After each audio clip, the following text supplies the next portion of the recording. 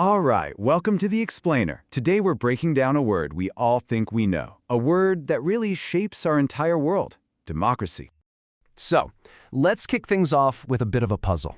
You've got countries like the United States, and then you've got the Democratic People's Republic of Korea. They both use the word democracy, right? So how can it mean so many completely different things? And what does it actually mean? You know, this one word has inspired these incredible ideals of freedom, but at the same time, it's also led to some pretty deep cynicism. So to cut through all that noise, we need a really clear, solid definition. Okay, let's jump right in. We'll start with the most common definition you'll hear, kind of like our base camp for this whole thing. So, a form of government in which the rulers are elected by the people. I mean, that seems pretty straightforward, right? And it's a really useful first step. It helps us draw a line in the sand between democracies and governments that clearly aren't. You know, like military dictatorships in Myanmar or monarchies like Saudi Arabia, where the rulers definitely are not chosen by the people. But, and this is a huge but, if we just stop right there, we run into a massive problem. We'd end up having to call almost any government that holds some kind of election a democracy. And that would be super misleading, because, let's be honest, a lot of governments just pretend to be one. Okay, so that's exactly why we need to build a much stronger, more robust definition.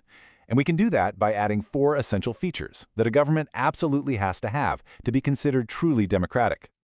All right, feature number 1. We've got to ask, who really holds the power?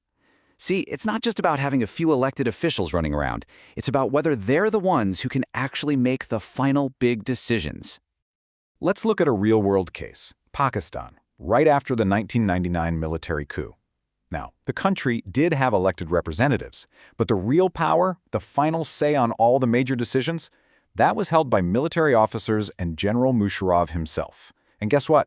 None of them were elected by the people. And boom, that right there perfectly illustrates our first rule. In a real democracy, the people's chosen representatives have to be the ones with the ultimate authority. Period. Okay, so that's power. Now let's move on to our second feature, which is all about the elections themselves. Because, as we've already hinted, just holding an election isn't nearly enough. I mean, look at China. They hold elections, but there's no serious choice because every single candidate needs the Communist Party's stamp of approval. Or think about Mexico. Up until the year 2000, the ruling PRI party used all sorts of dirty tricks to make sure it never lost. So in both of these places, yeah, people could technically vote, but did they have a real choice? Not really. And that brings us to our second key ingredient for a genuine democracy. Elections have to offer a real choice and a fair chance for the people in power to actually lose. All right, feature number 3. This one really gets to the heart of what we call political equality. The principle sounds so simple, but believe me, it has been denied to so many people in so many places throughout history. I mean, just look at the examples. In Saudi Arabia, women couldn't vote until 2015. In Estonia, complicated citizenship rules make it really tough for the Russian minority to even participate in elections. And get this, in Fiji, the whole system is set up so that the vote of an indigenous Fijian is literally worth more than the vote of an Indian Fijian. So, this leads us to our third non-negotiable principle. One person, one vote, one value. It's that simple. Anything less, and you're not looking at a full democracy. Okay, on to our final feature. This one is all about putting limits on power. Because even a democratically elected government shouldn't just get a blank check to do whatever it wants, right? A perfect and pretty stark example of this is Zimbabwe under Robert Mugabe.